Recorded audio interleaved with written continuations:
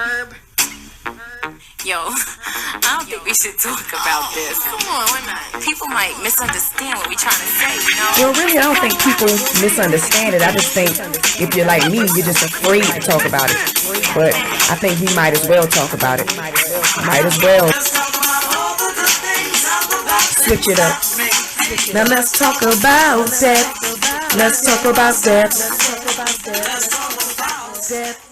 Hello, everybody. Welcome to another episode of Might As Well Talk About It. I have awesome topic questions that I'm going to be sharing with you all. And, each week I'm going to try to give as much words of encouragement, much words of wisdom as I possibly can. So that's what this show is all about. Just a broadcast, another platform to open up to people out there who are just like me, afraid to face the inevitable and what anxiety has done to us all. So this is just another step closer to me conquering and facing the struggles of anxiety, facing the fears that I go through, that we go through. So we're going to get started. One of my journals, and this one is dated from September the 21st of 2016. So here we go. It says, had a great time on the cruise. Wasn't all the way normal like I used to be, but for my situation, I give myself a 7 out of 10 grade. The only thing that messed me up was the only thing that messed up a pleasant trip was what happened on our last morning as it was departure time. Unfortunately, I put myself in the worst state of panic. That morning I got up, I had to use the restroom. And as I wiped myself, I saw blood on the tissue. I then did my usual finger check. Sorry, y'all, probably TMI, but I'm just giving you my journals of what I noted. So as I wiped myself, I saw blood on the tissue. I then did my usual finger check in my private, to see if there was blood, and there was plenty. I immediately panicked.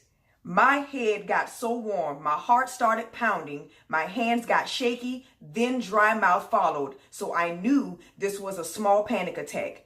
I had panic because I didn't know why I saw blood. Needless to say, it was my ministry, y'all. But because I wasn't expecting it, and a whole 5 days early, it freaked me out. My entire morning and ride home was filled with anxiety and health anxiety. Shortness of breath, brain sensations, heart pounding, fearful thoughts. I did not want to sleep. I was thinking the worst again. I had no idea my minstrel was going to come on. So when I saw that blood that morning, I honestly thought my organs or something was about to fall out. I didn't know what was happening. I panicked to the most. Fast forward to 2 days later, I'm still having up and down days. My appetite is still not how I need it to be to stop my weight loss. Symptoms I notice now at 15 days of being on this medicine are upset stomach, some nausea, brain zaps, nerves twitching, chest cramps, back cramps, numbness, some tingling in my fingers and feet, and a few more things like lightheadedness, dizziness, and I don't know if it's my meds, my anxiety, or my kidney situation, which I don't have in the name of Jesus. But I am really trying not to quit this medication. I do notice that I'm more sleepy, and I do sleep a lot better now. I have weird, vivid dreams also. So y'all, and I remember that day like it was yesterday. I had gone on a cruise trip for my daughter's 16th birthday. And at that point of that journal, I was like at my worst as far as, the mental struggle of anxiety had really gotten to me. I was tore down. I had already begun to lose a lot of weight. I was insecure. I suffered a lot of mental anguish by then. And so, like I said, I remember going on a cruise with my daughter. I was trying to be as happy as possible because I knew it was for her. It was to enjoy her 16th birthday. And deep down, I couldn't. I had just came back from yet another doctor's appointment getting blood work did. She was saying that I may have to go and get an ultrasound because she said it looks like I may have a kidney disease, which, let me go ahead and say this real quick. Come to find out, in the name of the Lord, I didn't even have no kidney problems at all. And, she was saying that, what looked to be kidney disease. So I was in distraught. My mind was nowhere near being sane. I was just not thinking. I was just out of control. I was all over the place mentally, but I still went on the cruise trip with my daughter because I wanted to enjoy her birthday. But deep down, I couldn't enjoy myself. I was pretending the whole time. So anyway, fast forward, we went on a cruise trip. It ended up not being that bad as far as each day was concerned on the cruise, because I was distracted. But that last day, I remember it like it was yesterday. And that particular morning, I went to use the restroom. It was about 6 that morning. So I go to the bathroom. I went and wiped myself, and I saw nothing but straight blood on the tissue. I didn't even think at all, okay, your menstrual is on or is close to that date or anything, because I wasn't expecting it. It was at least 4 or 5 days earlier than what I expected. So that was the last thing farthest from my mind. But when I saw that blood on that tissue, y'all, I like to fell out, because I thought my organs was coming out of my body. And I swear I'm not lying. That is exactly what I was thinking. And immediately when I saw that, and that's what came to my mind, that was the idea that I had. I felt dizzy. I felt how the panic came right to me. I felt the dizziness. My mouth got dry. I started shaking, like my hands were shaking. And so I ran to the other room to go to my mother. And I was like, Mom, something is wrong. Why am I bleeding like that, y'all? And now I can kind of laugh about it. But at that time, I thought that was it. I thought I was about to be cashing up out of here any minute. That big grown woman running to my mother like, Ma, I see blood on the tissue. What is going on with me? And she was like, Ebony, I don't know what's wrong. I mean, is your menstrual coming on? And I was like, well, no, it shouldn't be. It's not due to come on for like 4 or 5 days. Why would it be that? I mean, it didn't even give me any symptoms that it was coming on, because, I'm so used to, PMS symptoms, or the usual what most women would see before their menstrual comes on. So I wasn't thinking about none of that. My mother had to say this to me for it to ease myself and say, okay, well, damn, that's probably what it is. So when my mother, brought that idea to me that it could be that, I mean, it's probably just on a few days early, don't panic yourself, you all right.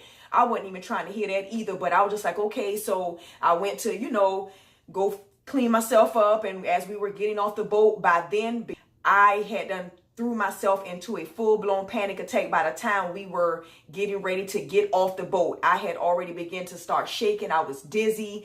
Like I said, I felt tingling, numbing sensation. I had the jelly legs as if I almost couldn't walk. I had to literally get my daughter to hold my hand, because I just thought that I was going to pass out. And I was just like, oh gosh, please don't let me do this in front of all of these people. I remember thinking that, and I think that made the anxiety and the panic attack worse, because I kept thinking, oh gosh, please don't let me pass out in here. I don't want nothing bad to happen, and all these people are going to see me. And I was just like, please just let me make it. Please just let me make it to our car. So anyway, after riding the longest 4 hours back home, I was exhausted mentally. I was laying in the back scared. I was already tired because I wasn't getting much sleep. And it's like, I know my body and my mind wanted to rest and get sleep, but I just couldn't. I kept dozing off, but I kept jumping up out of me dozing off because I was just afraid to go to sleep. I just was thinking the worst. It was just terrible. I was already worrying about what the results would be from the doctors, worrying about what they were saying about my kidneys, which at that time, like I said, I didn't know that I didn't have any kidney issues, which, to be honest, I blamed them for the start of my distress and the start of my anxiety, because they were wrong all along about what they told me about my kidney results. It was never nothing wrong with my kidneys. They were not abnormal to begin with.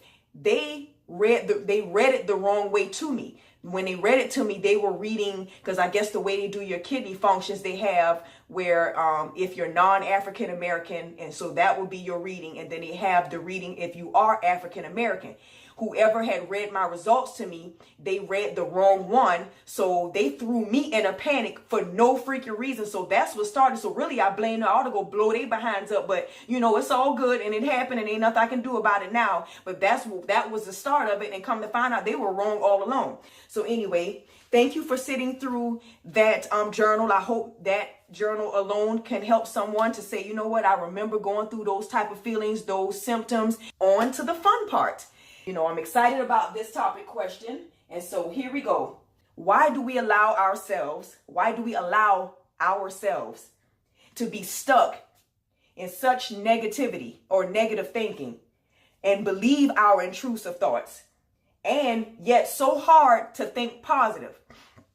So the reason why I wanted to bring that question up today was because as an anxiety sufferer, we go through a lot as far as our thoughts, and that's where it spurs from our mind. What our mind convinces us and what we go through mentally and what we think, it starts from there and it triggers everything else.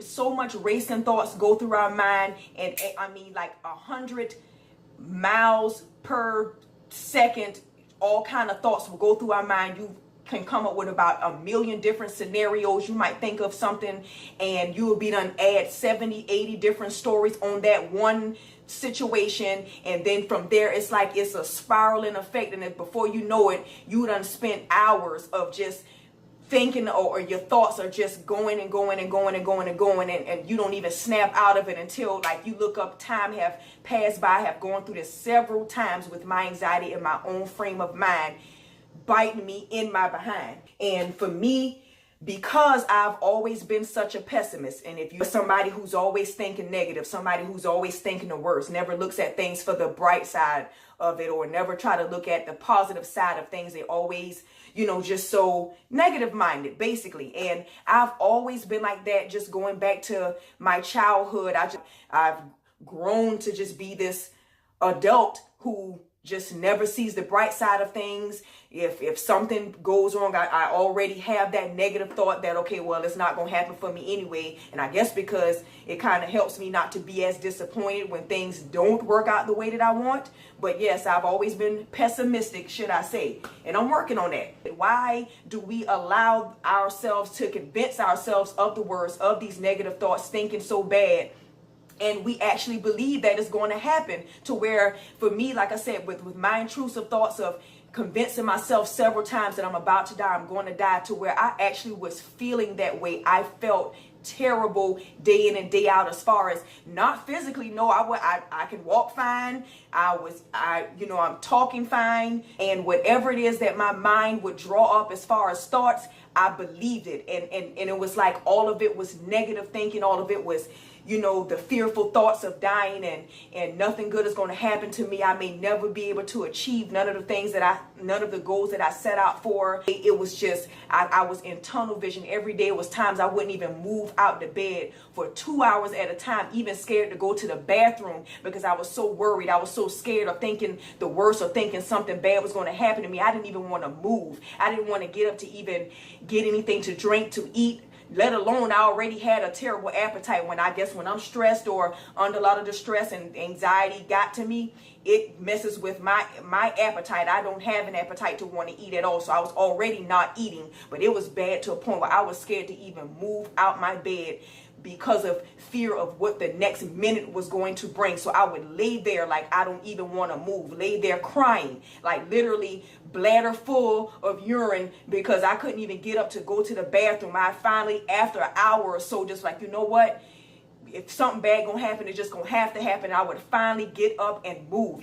I knew that this is what's going to happen, and I still struggle with it from time to time, but I'm getting better. But I'm just saying, at that time when this first started happening to me, it was bad. I was in an abyss of thoughts of not just, and it controlled me, and I was in tunnel vision, and I couldn't come up out of it, to where I just literally thought like that was it for me. I'm dying, and I believed it because I was already so pessimistic. Anxiety was the worst thing to grab a hold of me, because like I said, because our minds are so powerful, it can be a great thing and it can be a terrible thing when your mind works against you. And that's exactly what my own mind was doing. It was working against me, and I was losing that battle. Why do we allow that though? Comment. Please feel free to interact with my broadcast. I want to know from those out there who may be experiencing the same thing. Why is it for you that you allow the negativity to stick so much, but yet, as far as trying to be positive, it's so hard to think positive? What I've learned in CBT, so let me first start there. I've learned that your years from 0 to 10 are the most delicate years of a person's life, because whatever's happening in that time of your life, our minds soak it up. We soak up what we experience, we soak up what we see, we soak up what is happening. And whether if it's good or bad, it sinks in. You know, once you go through whatever you've been through and that time frame of our lives, it comes back on you. And I didn't know that, but she had to explain that to me, because I was just wondering, like, why am I going through what I'm going through? You know, they asked, what did you go through in your past? What was your past like? Any traumatic experiences that you may have went through? And of course I had to be honest about a lot of the stuff I went through if I wanted the help that I wanted to get.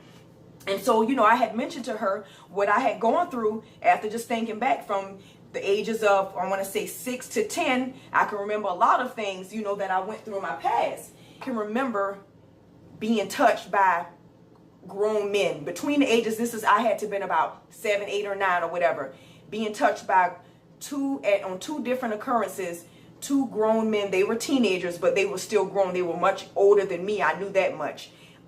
Tried to touch me. It never got that far of them actually doing what they were trying to do. But, and so I guess for me, that was why I was able to kind of let that go, or kind of get over that, because it didn't get that far. In that time frame, the young lady across the street, matter of fact, the same family, the girls who tried to lure me to have their oldest, whoever that was in their family, sleep with me or mess around with me, the young girl, she was about 3 or 4 years older than me, maybe 3. She would bully me every day. I would be over at my grandmother's house and I would see her. She's always messing with me, trying to fight me and saying mean things to me. But hey, finally one day though, I got her ass back. I beat her behind up on that bus, and she left me alone after that. But up until that point, I would, just go through her always messing with me and bothering me. I hated going over there to my grandmother's house, because I had to face her and her bothering me, just being mean to me. And I don't know why. I didn't do anything to deserve any of these things, but the main things that got to me was my aunt's passing. I never, ever since seeing that, my mother, and like I said, all of this happened between the ages of 7 and 10. My mother took me to see my aunt in her casket, and just seeing her laying there in that casket, of course I didn't boohoo cry or anything, but just seeing that, the idea of seeing that I saw this woman before. She was once breathing. She was once talking. She was once standing here, in my presence. This is my auntie. I done seen her face before, and now to see her body laying there and inanimate, I didn't know what to do. And my mother even allowed me to touch my aunt on her forehead. I just could never forget that. I could never forget how she was laying in the casket. Just that whole idea of seeing that, and seeing a lifeless body, not breathing at all. I kept staring at her stomach, or staring at her body, just to see if she was even breathing. No movement at all. That whole thing I could not get that idea out of my mind. And to be honest, like I told my therapist, that traumatized me more than the fact of 2 men trying to pursue touching me and doing things to me that should not have happened. And it was funny, because the lady almost, it seems as if she wanted to say to me, like, that was just as traumatizing, or why didn't that traumatize you? Or she was, I guess, shocked to hear me say, like, that didn't bother me, like I got over that, that was not what held and stuck with me. But seeing my aunt laying in a casket, I never got over that. And I was 9 years old going to her funeral. I remember seeing her transition of her once talking, looking healthy, looking normal, to seeing her looking sick, losing a lot of weight. And I remember that phone call that morning when my mother came to my room, woke me up and said, your aunt, Jenny, she's passed. And it's just that whole, I never forgot none of that. I mean, and even my cousin today, and it's his mother, I've never taken the time to even ask him, how did he get over it? Because I don't even know if he knows that it affected me even today. Is why, my anxiety is here, and why I'm afraid of death, all because of that moment of me seeing that my mother allowed me to see, which I wish that she would not have done that to me, because that traumatized me. And get over seeing my aunt like that. Every time I even pass by that funeral home, I start having a moment of nostalgia, and I'm like, wow, even I can remember, I can't think of the song right now, but I even remember it's this one song that would always stick with me, that always just reminded me of that funeral home and passing by it. So it's like I could never get over that. But I did express to her how, I felt like I was always lonely because I'm an only child. And, growing up by myself, I didn't have anybody. I didn't have nobody to play with, nobody to call my sister, to call my brother. It was just me by myself. I feel like because it was just always me, God gave me an imagination out of this world. And really, that's all you need to be creative, to be an inventor, to be who you are, and to be this wonderful person, this light, this being to the world. That's all you need is an awesome imagination. But yes, I mean, growing up, being by myself, I wanted a brother or sister, and I didn't have that. So I always had this loneliness within myself.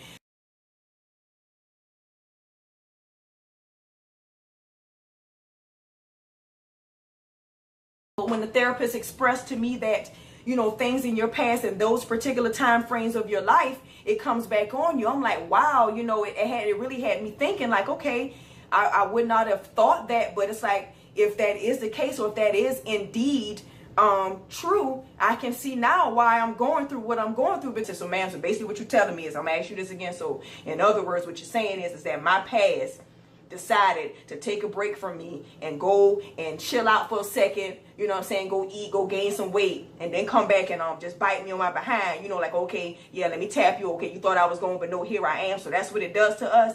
Why couldn't whatever I went through my past, do what it was going to do to me emotionally right after it happened, so I can go through my emotions then and get over it? Why would it wait and allow me to grow up, feel like everything is okay, and then decide to want to come back and haunt me like it did?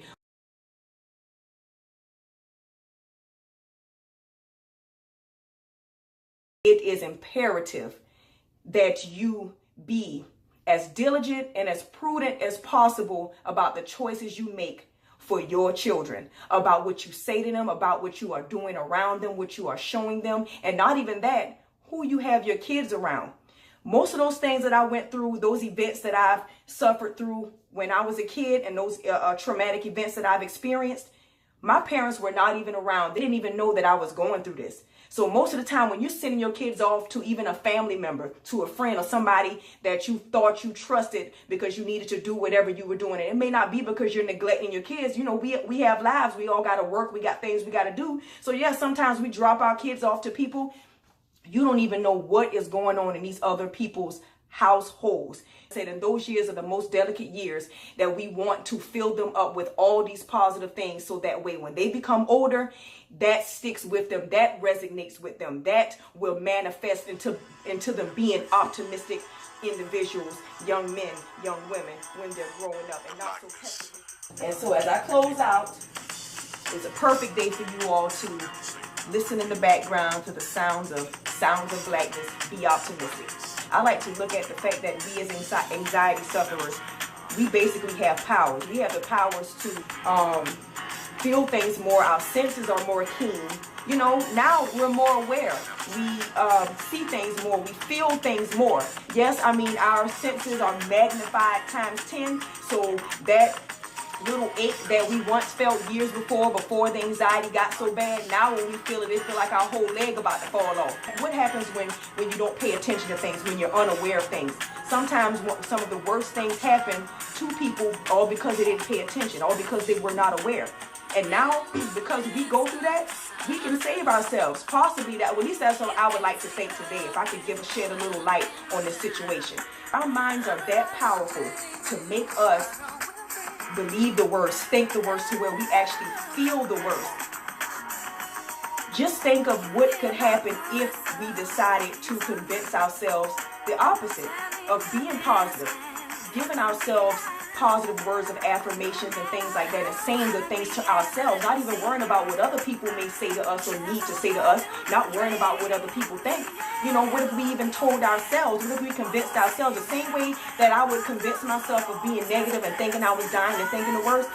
Why couldn't I think that same way and reverse it and start thinking positive and trying to convince myself? Those who are optimistic, and I give my thumbs up to you for those out there who always seem to feed themselves positive words and feel so good about themselves and don't care about what other people think. You know, how does it feel? Does it really feel good? I mean, because I know one thing I can tell you how it feels to be negative minded and to think the worst. Even so, when I would even try to think positive minded, it was like my body was a repellent.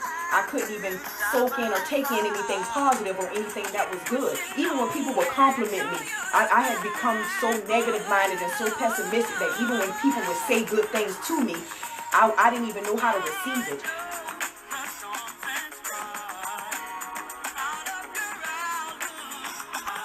Let's rejoice in hope, patient in tribulation, and let's be constant in prayer, and grant us the serenity to accept the things that we cannot change, the courage to change the things that we can, and the wisdom to know the difference. So I want to thank you all for tuning in with me. I hope that this will bring one person closer to accepting the inevitable, to accepting what we can't change. We are anxiety warriors. We are aware now. We are more alert. So let's use that to the best of our ability. I can't wait to see you all on my next broadcast.